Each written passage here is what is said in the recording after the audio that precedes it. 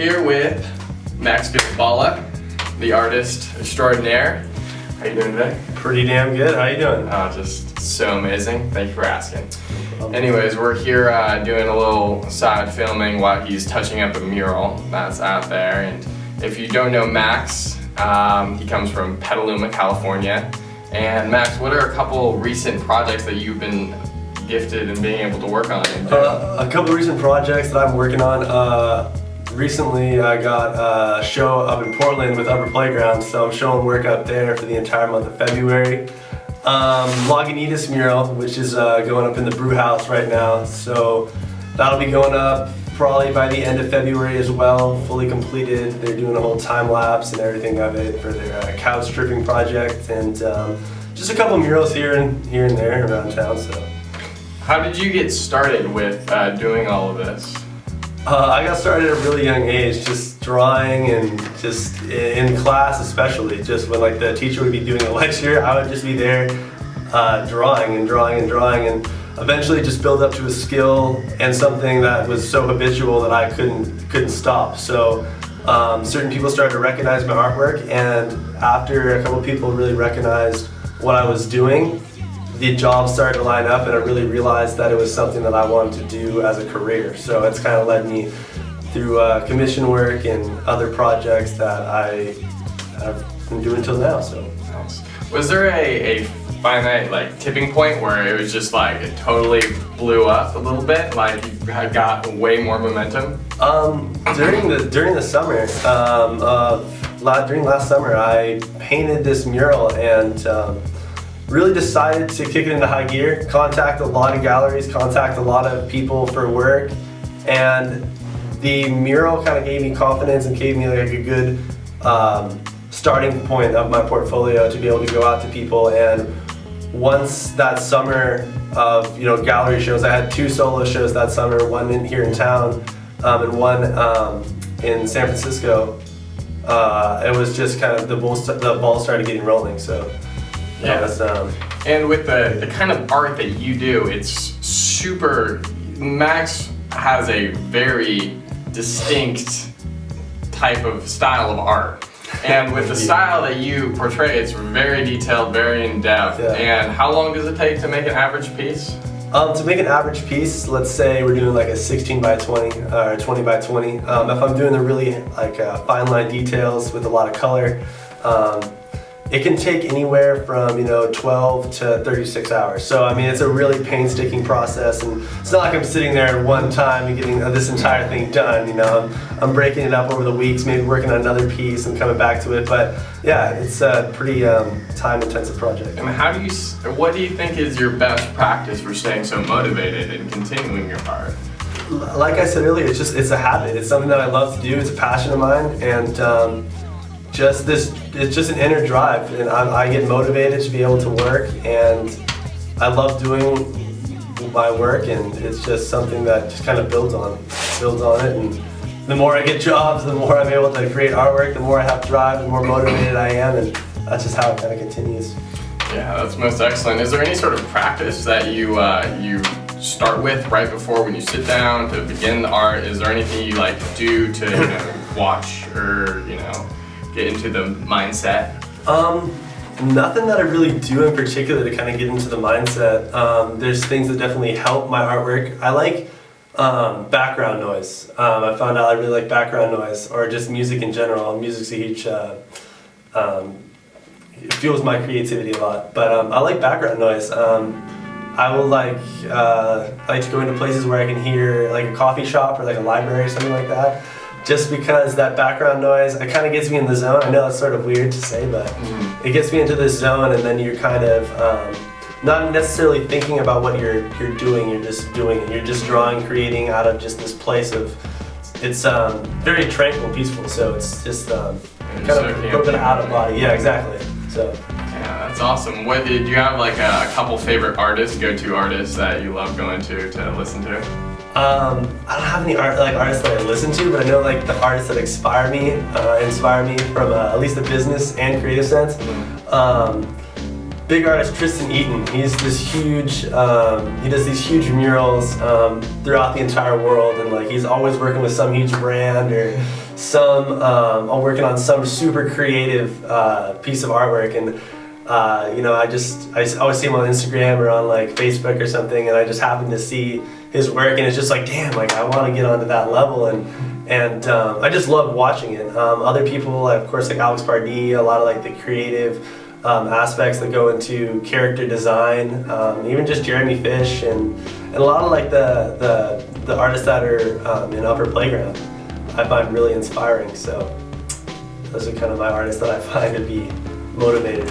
Do you have any sort of dream goal, like a dream vision that I want to be in this kind of place? What would be like the ideal life of Maxfield Bala? The ideal life of Maxfield Bala would be just getting to do what I'm doing now, except on a bigger scale.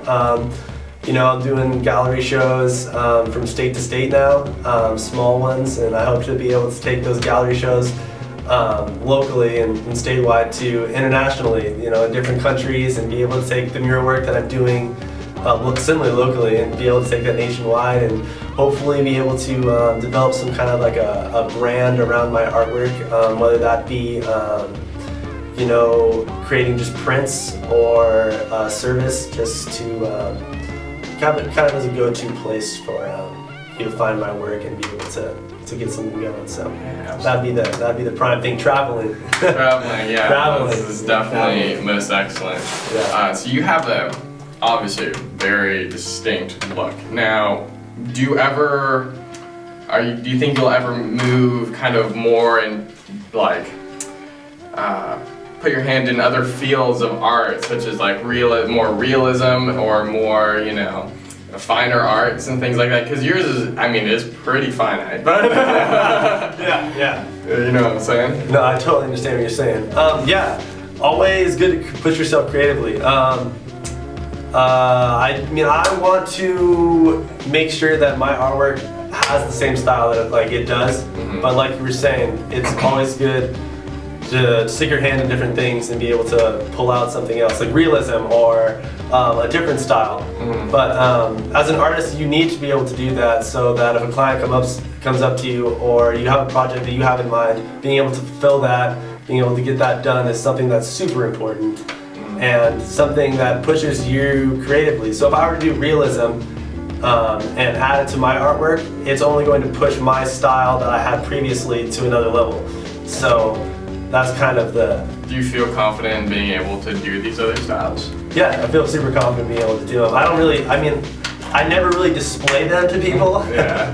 But they're there, they're present. Wait, there's some underground Max Bala art? Underground Max Bala art that's not seen too often. Yeah, I gotta start getting that out there a little more. Paint models? Models? Yeah. Like, people. Well, yeah, sort of. I mean, not necessarily models per se. Well, I mean, I guess you could call them like female models. I guess you could call them female models, something like that. It's a little bit more of my realism stuff that I've done. Yeah. Excellent. But yeah, I've done a little bit of sculpture work. Really? I did this, if you're at the Prince Gallery show I did in October, I had this metal sculpture I designed and cut out with CNC, and then the Coachella bin that I did last year, mm-hmm. that had some sculpture elements where I did plaster of Paris, sanding that down with clay, and that was a little bit of diving into that. But you know, when you're an artist like that, you're in the creative mind, so like you can kind of start to take the drawing aspects and turn that into sculpture, because you have that thing working in your brain. Yeah. So with your pieces, is there some background to your pieces that like people wouldn't just see on normal, like some hidden things that you put throughout your pieces or try and fit into your pieces conceptually? I don't necessarily put anything into my pieces that follows through with each one. Like, I don't necessarily put like a hidden message or a feather in all of my pieces, but my pieces, what I try and do in each of them is to make sure that there is a level of detail that if you look at the piece, you might see, you know, a cat, or you might see an apple or something, or one element to it. But if you keep looking in there, you'll find different elements that are part of it. Like, for instance, I did this huge piece called Petaluma. I did a long time lapse of that piece, and it's the outline of a chicken. And when you first look at it, you can see faces in a chicken.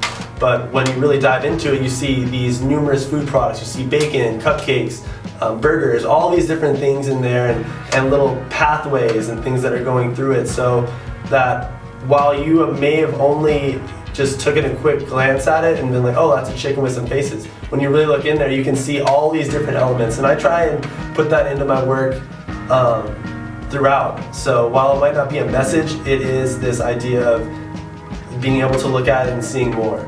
So that's prevalent throughout my work. That's perfect.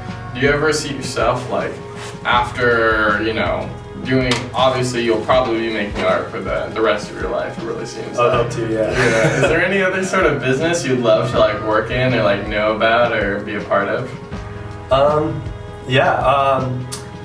I've done a lot of like silk screening, a lot of prints and stuff like that, and it's something that I would love to get into a little bit more of a graphic t-shirt industry, or working with bigger brands on graphics.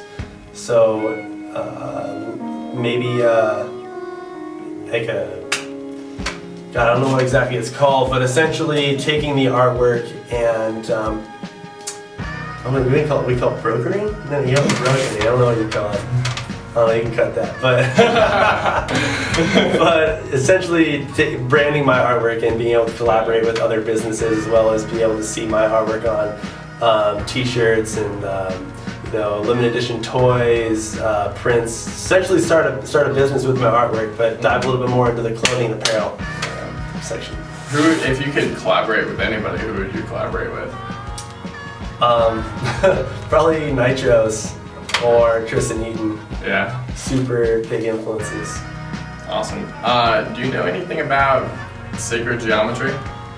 I know a little bit about sacred geometry, but I don't necessarily use it throughout my work, but it's there. whether I know it or not, it's found in there. It's Definitely hidden somewhere in there. Yeah. Yeah, that's very excellent. Anyways, where can we find more of your art and look more into you if we wanted to? You can find my artwork at www.maxfieldbala.com and on Instagram at maxfieldbala. Those are the main two ways that you can find my artwork. Send me an email at maxfieldbala@gmail.com. So. Excellent. Yeah, if you have any more questions, you now know how to contact him. If you want to buy one of his pieces, you definitely now know how to contact him. And we're here with Maxfield Bala, Petaluma, California. ThankYouniverse. Thank you. Appreciate that. Yes, sir. Hopefully that was good.